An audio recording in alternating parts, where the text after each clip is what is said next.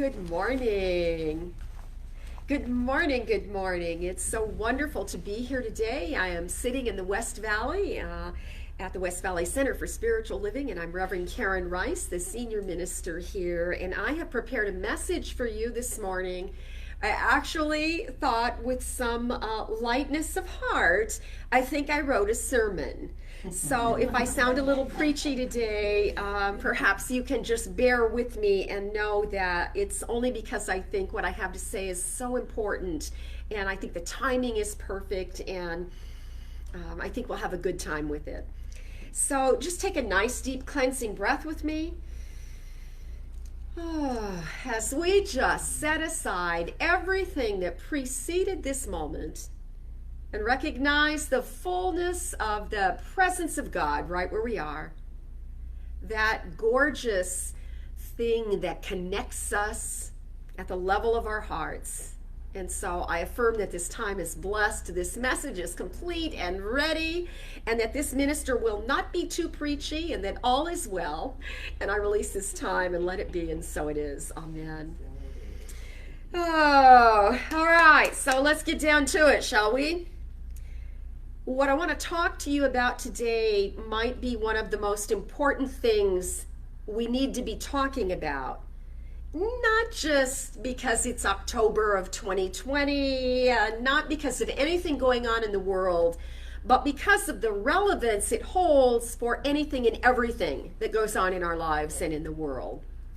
The title of my message says it all, and the title is Stop Limiting God.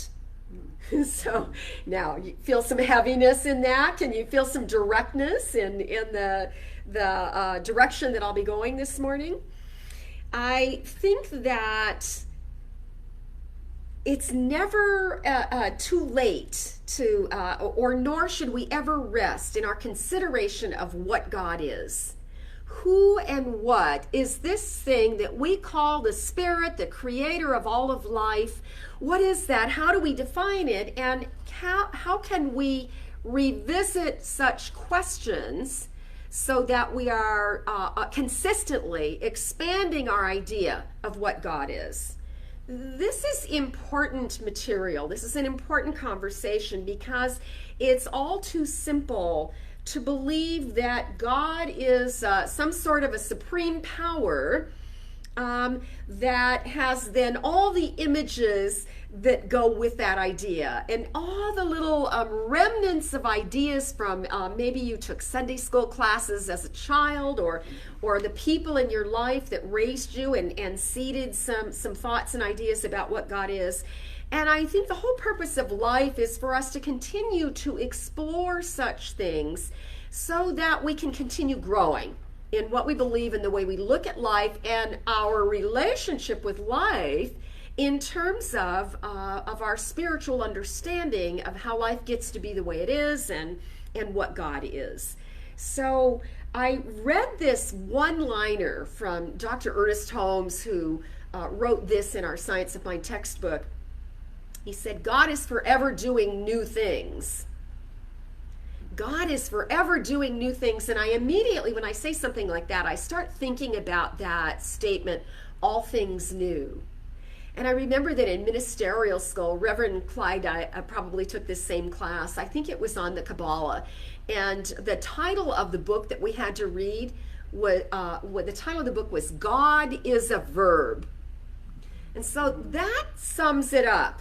If we could quit making God a noun, and if we could especially quit making God a man, we now have some room to expand our idea of what God is. Now, you can reason that we should already have a bigger understanding than God just being a human-like or any kind of an entity. But the reality is, if you notice the way you pray or the way you have conversations with people, there's a pretty common thing, a theme that suggests God is more like something supernatural, like a superhero with superpowers, and if we ask just right, we get granted special favors in our super life. And the bottom line is that that most of us really do as grown-ups, as even spiritually mature people. We believe things like God has no beginning and God has no end, and that the presence of God is absolutely everywhere. So there's this idea of an all-knowing, absolute creator that goes beyond anything that could possibly be an entity. And still, when we face the riddles in life, those I'm calling them what the hell moments, because I'm teaching a new class pretty soon by that title, and I like it, and then I get to say it. Those moments where you scratch your head and go, what the heck? Why is this happening? Or why did this happen to me again? Or worse yet, why, God? Why? When we look at those kinds of, I like to think of those as the riddles of life. We somehow pull God in the equation. Even non-religious people have those moments of wanting to blame God, or saying that, justifying that's why they don't believe in God is because there's, because of too much magic and superstition. So I want to take that for a minute and really sort of agree with that point, that making God a superpower, or keeping God as a ruler up in the heavens, creates a separation. What it does is it implies we're living with the thinking that there's a distance between ourself, our lives, even our troubles, and God. And there could be nothing further from the truth. And I think there are some ways we know that when we try to make sense of the infinite intelligence just in the human body, and then we expand that to look at it in universal proportions. We can see that God has to be more of a vibration, an energetic, an ongoing intelligence that has vibrancy and aliveness and breath, and but not breath in the oxygen carbon dioxide exchange, and something far more magnificent than any of that. And so when we slip into the childlike attitude of why God, or praying to a distant God away from us, what happens is we then place ourselves in a position of being sort of victimized, or feeling victimized, when we sense an absence of God in our lives. And that's a quick return. All we have to do is notice, recognize we're having some sense of feeling in that direction, and we can correct it. We can course correct and get right back. But there is they say that when the world is going through troublesome times, that people lean more toward desiring to create an authoritarian, some kind of authority greater than we are, that's at the steering wheel, that's got everything under control. And then, without realizing we're sort of wanting to believe that, we fall into the old patterns of that system of reward and punishment, and then, without knowing we're doing it, we begin to try to please God. So keep in mind that there is a conversation in spiritual teaching that tells us there's this great sort of unconscious consensus of thought that humanity carries around. I like to think of it sort of as like the soul of humanity, what represents the collective consciousness, that may not always be the highest and the best consciousness to align to. Because the thought of God, the mind of God, is far superior to anything that we can think, even in a collective way. And that's why I also do prayer every morning. I love to pray. Well, I pray all the time, but I love that idea of praying at the beginning of the day and at the close of the day. If I pray at the beginning of the day, I'm setting the tone, or the spiritual, energetic direction of how I want my day to go. And I want my day to be guided in this divine way where I rise above the common consensus of the collective thought. I want to be a little bit above that cloud of thinking, so that I can determine the course of my day, so I can choose my attitude and make, be aware that I have choices all day long. It's a much better way. So if you find you're having any of those odd little old thoughts, just claim that they don't have to be mine. And also, I would just say loud and clear, stop it. Just stop it. Redirect, come back to truth. Stop limiting God.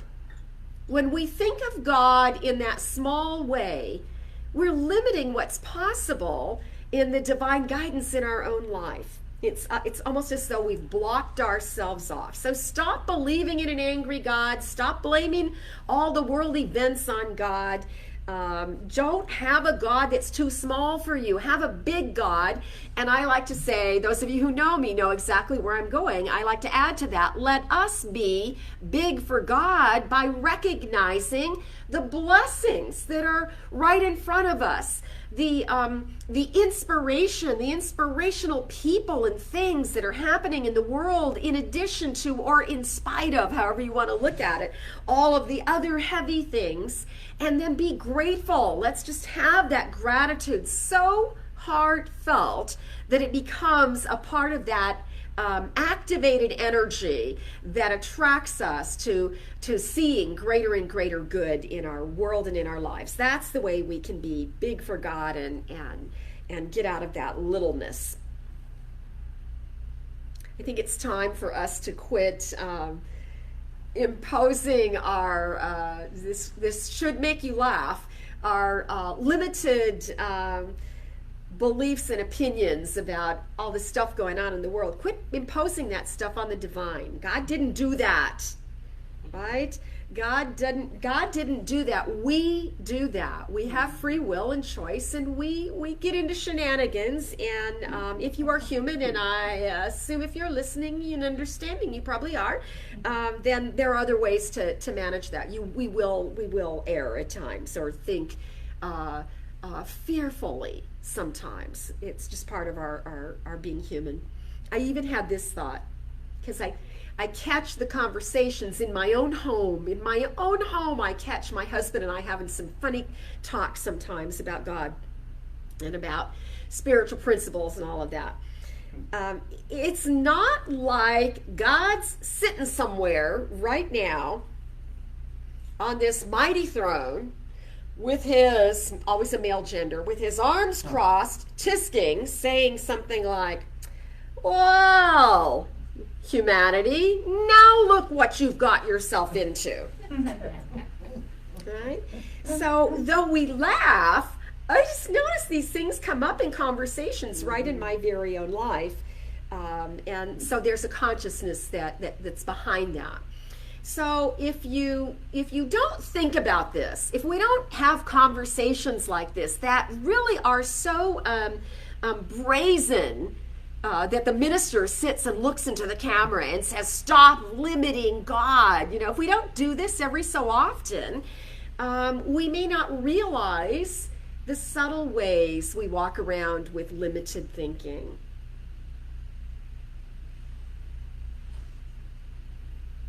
I also think that we often miss the very message of Jesus.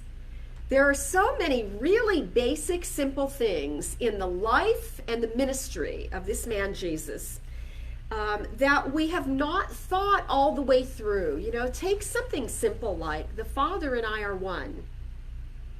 Jesus said, "The Father is greater than I am, but the Father and I are one." He's one of the first orbed, fully enlightened human beings that understood this idea of oneness in such a way that he could speak to humanity as the elder brother with wisdom for us and remind us of these things. The kingdom of heaven is within.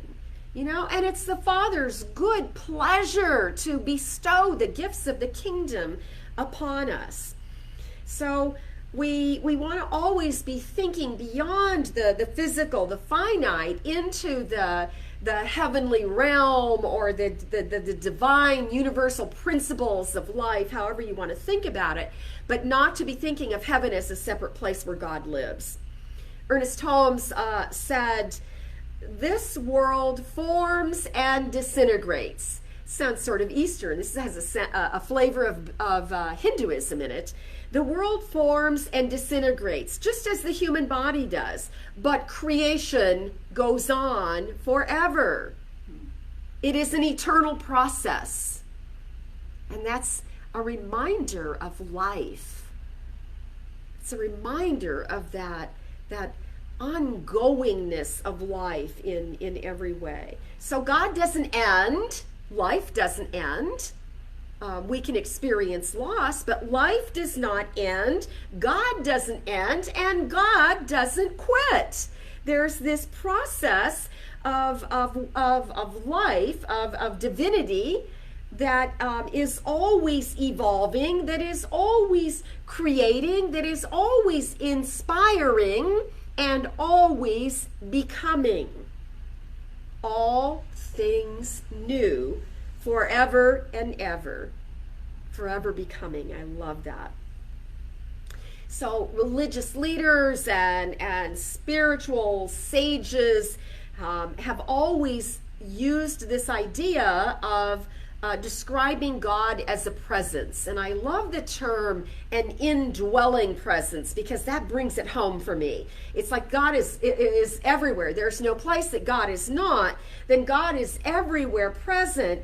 And the way I connect to that absolute divine first cause, infinite intelligence of all the universe, the way that I connect to it intimately is that indwelling presence, by recognizing that and communing with it in a very, very personal way.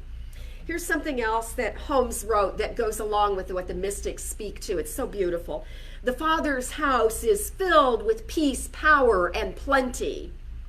The universe is not limited. It is abundant and lavish. It is extravagant. Creation is the play of life upon itself. Those are really attractive ideas. Peace and power and plenty, those are very attractive ideas, that we live in this lavish, giving, extravagant life. And yet, there's this subtlety in the way we are also, by nature of our humanity, the fact that we're human beings, there's also this subtle conditioning that causes us to forget about that. And that shows up sometimes in habitual ways we think or behave or believe, especially in spiritual ideas. I was thinking, I had this great experience on Friday, I think, Thursday or Friday. The women that are getting ready for the big estate sale we'll be having in Papke Hall will announce the date as soon as they have it for us.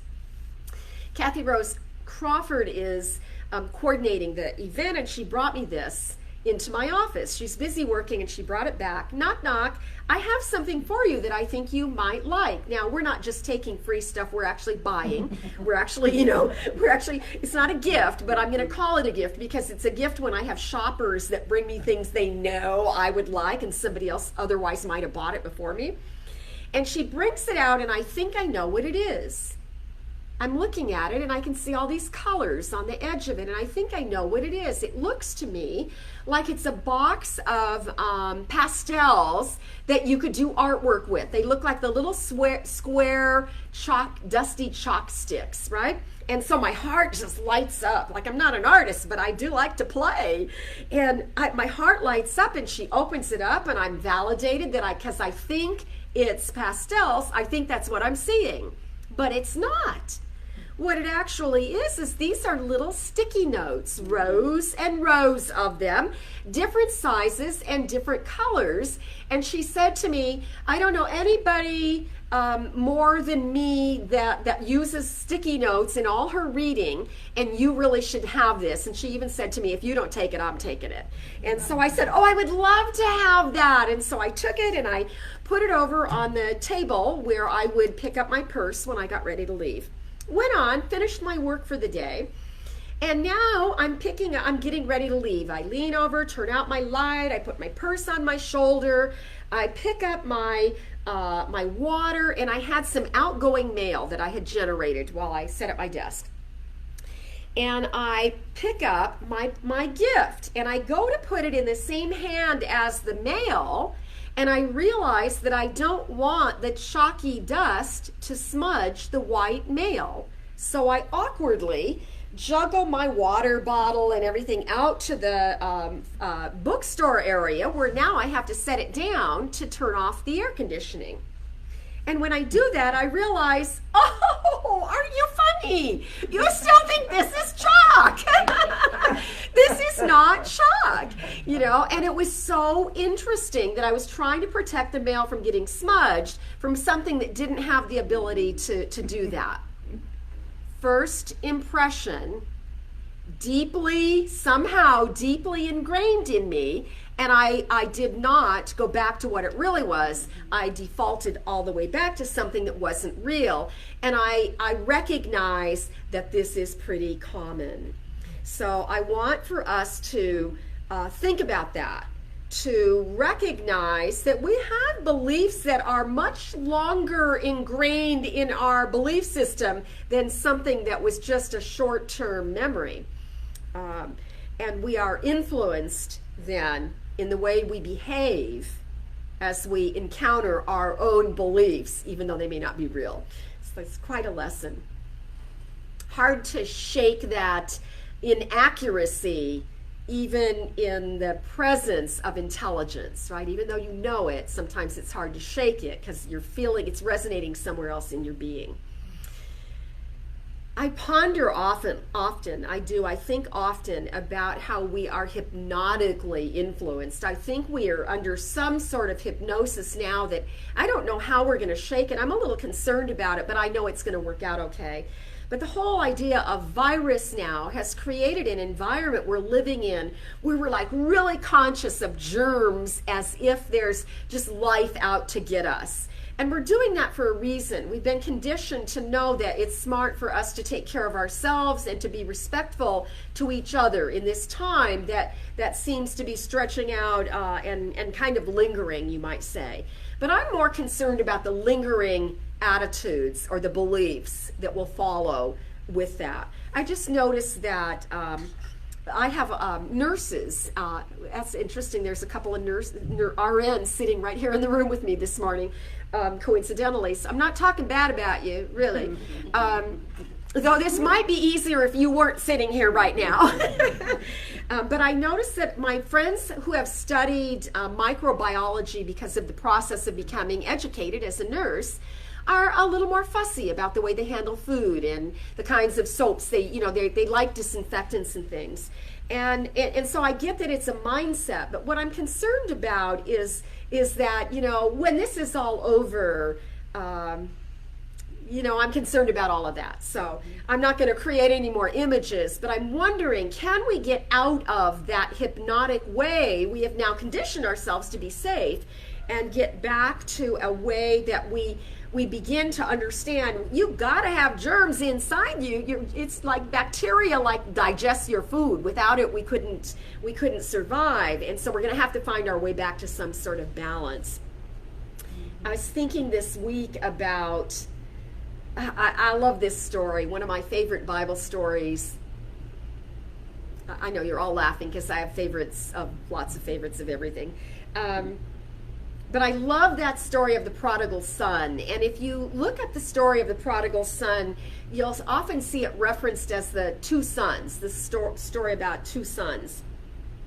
And the prodigal son is a great story because it has some wonderful wisdom with personal applications. So it's a parable, a story Jesus told, a place in the Bible where I have one Bible that captions the stories. One was right in a row, the lost sheep, the lost coin, and the lost son. So there's an emphasis on loss and how we can look at it. And I want to present the story in that nature. So the prodigal son, the story goes that for some reason, I'm going to try and shorten it, the sons get their inheritance from dad before dad passes. So dad is still living. He agrees to give the sons their portion. The older son gets a larger portion than the younger son because that's the cultural tradition. That's the way it works. The older son is wise with his inheritance. The younger son just goes, "Ooh boy, gonna have a good time in the old town tonight." And he takes off and he leaves home. He's had enough of that. He's not going to be held back anymore. And he goes out and he explores the world and he does all kinds of things that are sort of naughty and not proper, certainly not the way his father wouldn't be proud of him. And he blows all his money and he hits bottom. Now the story gets good. So there's a place in the story where he realizes how low he's sunk and he makes a decision. He's very humbled, even humiliated. You can hear it in the story. And he determines that he needs to go home, that he can't make it on his own. He's already proven that. And he's going to go home, but he has a conversation with himself, and he says, I am going to go home, and I'm going to tell my dad that I'm ashamed of what's happened here, and I'm not even asking for a place in the family anymore. I would just like the privilege of being a paid servant. I'll work for my father. I've blown my relationship here with Dad, and I'm willing to take the consequences. I just want to be home again. And it's like he's rehearsing it. You read it before he actually does it. When I read that part, I feel the heavy weight of his self-condemnation. And I notice that for some people, that's a theme in which they have moved through religion and tried to apply spiritual ideas in their lives, that there's something around shame and guilt that's a part of the process of coming home. And I just wanted to say at this point that feel that heaviness, feel that self-condemnation of someone who's going through this process on their own. Now, psychologically and spiritual psychology tells us that type of guilt and shame is common. It's a common theological state of mind. And it's sort of normal that we would tend to think that way because for many years, thousands of years, religion used guilt and shame to sort of manage the people, to sort of govern the people. And in fact, a lot of parents use guilt and shame in managing their children, right? So we can almost admit that there's some manipulation in there and something that's not very godly. And I want to point that out because I believe guilt and shame are some of the most mentally destructive behaviors we have imposed, sometimes in the name of spiritual goodness. And that doesn't work for me. I want us to really be awake and aware that it's time for us to put those things aside. And particularly to be aware that when we are feeling guilty or shameful in our own life, we are more likely to project that out upon other people. And that's when we move into our judgments and we have strong opinions and we create divisive ways of moving through life. They did this or they're not doing that, and all of that it's born out of that same kind of destructive shame, you might say. So because we sort of agreed earlier that we're human, we can agree that we will all make mistakes, that we will all fall short of the goals we may desire in terms of how we be, or maybe doing no harm to other living beings, and we can do that without being aware of it. And so the fact that we have biblically or religiously, let me say religiously, we have used the term sin, we see that the sin is missing the mark. And what I want to specifically say, because I'm tying it into this story, is that, the son realized he missed the mark. And then at that point where he begins to suffer because he's missed the mark, he acknowledges he could have made different choices. He now begins to come to his senses, or to wake up spiritually, and he wants to now look at different choices. So if there is sin, I have said this before, and I really stand aligned to how true this feels to me. If there is sin, the sin is that we fall short of our divine calling. That's all. That's all. We fall short of recognizing that it's the Father's good pleasure to give us the gifts of the kingdom. We fall short of remembering we are a child of God and remembering that we can always return home, that's a really good choice for us. And returning home in this case is coming back to truth, right? Coming back to that which we have already inherited, and it cannot be squandered or taken away from us. So sometimes we're not aware of our true nature, and I guess we can say, and we do say all the time, that these are the ways we can look at life as like this great big classroom, this opportunity for learning and growing and choosing and expanding our ideas and expanding our potential for love and joy and goodness and kindness and how to be in relationship with each other.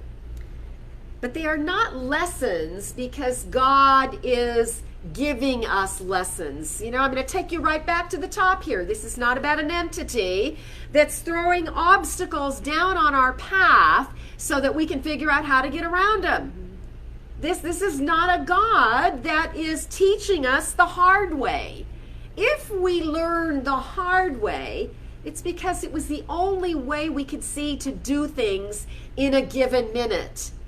And when we know better, we do better.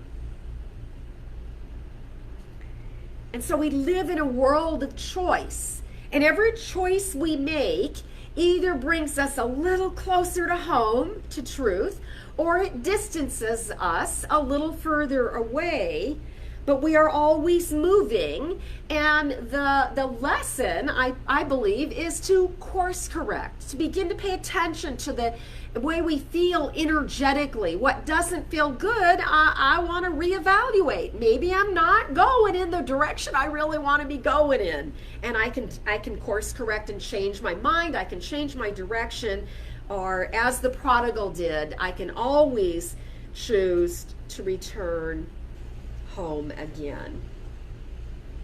And see, that for me is the very best part of the story, and the most important part for us to really focus on. And it's this, that it's like the very moment the son decides to go home, all the humility he has around it, but he turns direction. In that very moment, the father begins to anticipate the return of the son. This is a short story, and it's a parable in the Bible. It's short, but it's very deep, and it has very important application for each and every one of us. And in fact, it goes on to say, and I have woolly bumps just thinking about it, that the father begins to go out on the road every day and look down at the distance, waiting for the son to return. And one day he looks, and in the distance he sees somebody walking toward him. And he waits, and he looks, and he strains, and he recognizes that indeed it is his beloved son. And the father cannot compose himself any longer. The passion and the joy in his heart bubbles forth, and he runs. He runs to greet his son, and he gets to the son, and he embraces him, and he holds him, and he kisses him. He is so overjoyed to see the son again. And the son, who has rehearsed this line, says, "But Father, I'm not worthy. I failed you. I left, and I no longer am worthy of a place in the family. Please, Father, just take me back and let me be a servant. Let me live with the paid servants." And the father refuses to do that. Instead, he creates this great celebration and orders people to bring him wonderful gifts, and they celebrate the return of the son coming home again. It wasn't an easy, happy ending because the older brother was a little put out. He had some opinions. It's another part of the story.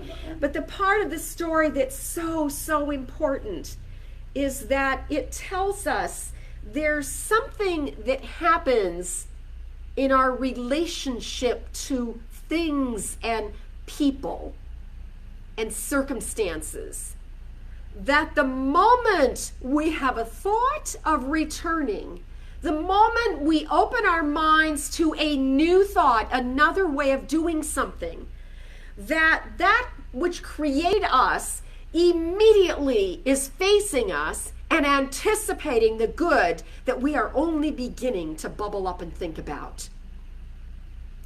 That there is a way, I tell you this, I do, when you are going through something and you have the thought that maybe you should put in a prayer request and get other people praying for you so that you can move through this experience, whatever it is.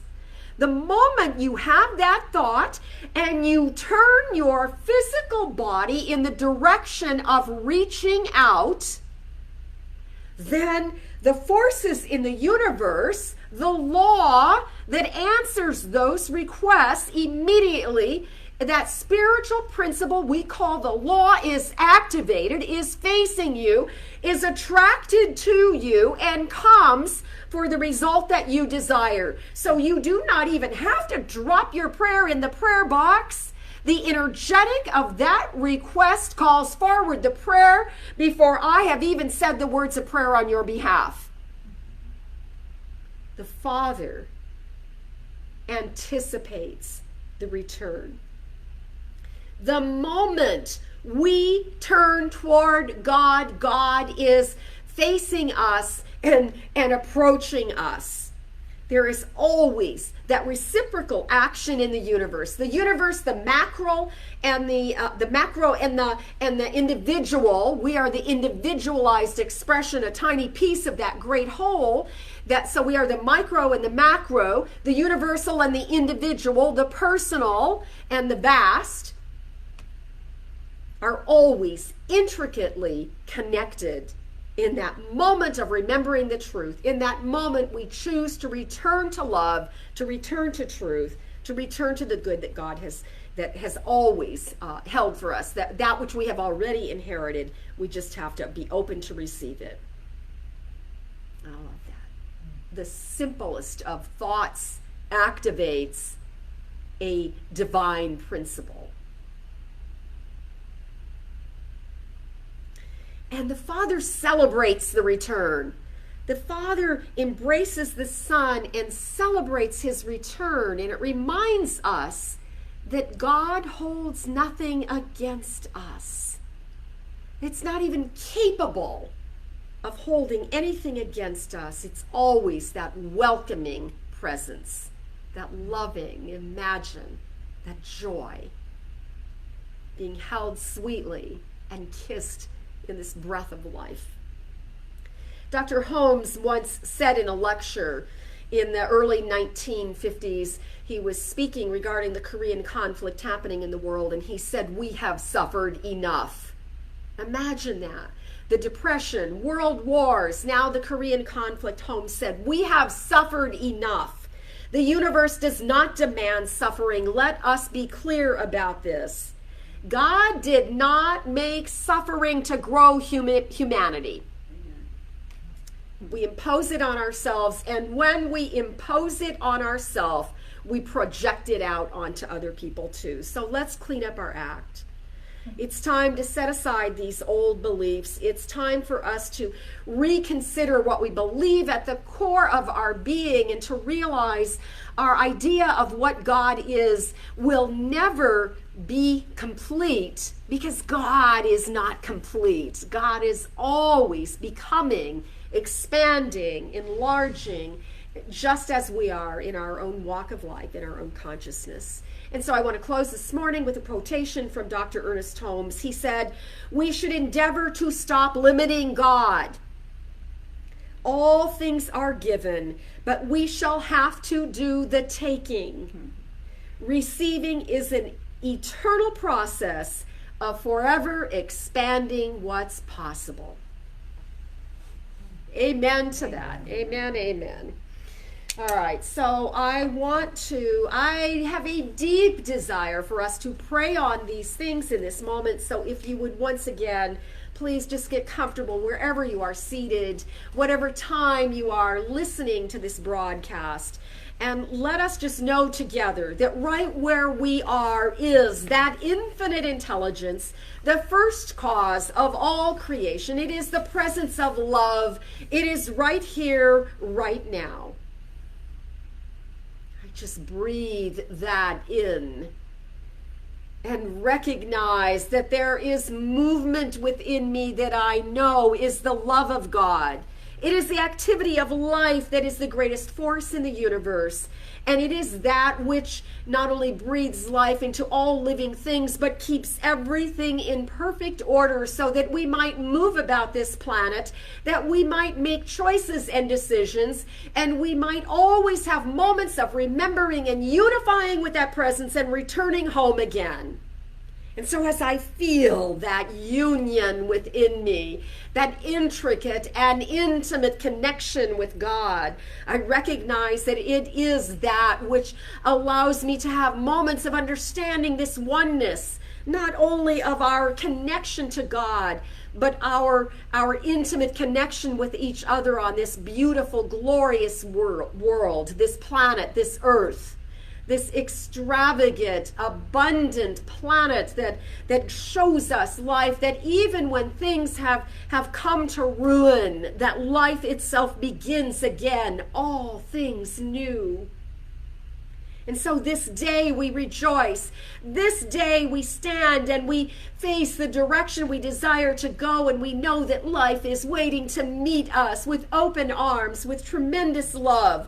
We know that as we recognize that magnificent divine workings in our own body, that we are healing this body. Anything that appears to ail us or the ones that we love is now correcting its connection so that there is this circulation that is ignited so that everything flows, that what doesn't belong leaves and what we need arrives, and that there is a perfect balance in the way that we harmonize with this gorgeous flow of life, and that this flow is evident in our finances. It is evident in the finances of this community and in the well-being of this community. And so all of the people that we love, all the people on the planet, all the world leaders and those imposing themselves or inviting themselves into new leadership positions, the blessings extend to all. Because when we allow ourselves to unify with the one mind, we are healing all minds. We are healing the consciousness of humanity. And I, for one, do my part, and I know that those who stand with me stand in that same splendid, glorious truth, that we are here to do our own work. We are here to make our own choices, and we are here to stay inquisitive and expand our understanding of all of it. Thank you, God. Thank you, life. I am so grateful to feel that movement within me, knowing it ripples out, touching the lives of thousands upon thousands of others. Thank you, God, for this fresh awareness of the goodness that is already given. And I release these words into that divine law that brings all things into form. I let it be, and together we say, and so it is. And so it is. Oh. Thank you, Reverend Clyde, for being the person that begins the collection, the offering plate, our opportunity to share and give and support our community financially. Just a reminder, I am teaching a class beginning on Tuesdays, 4 weeks, 3 p.m., Zoom. If you are interested in that class, it's $40 for all 4 weeks. You need to contact the center. You can email me directly. You can call call the office and register for that class, and lots of options to pay for that class. All of the details are in the newsletter. We have a big sale coming up. We're going to have a concert in November. Don't forget Wednesday nights with Reverend Clyde. Great things happening here all the time. Lots and lots of other groups. Check it all out. I love you very much. Thank you. Thank you for being a part of all that is.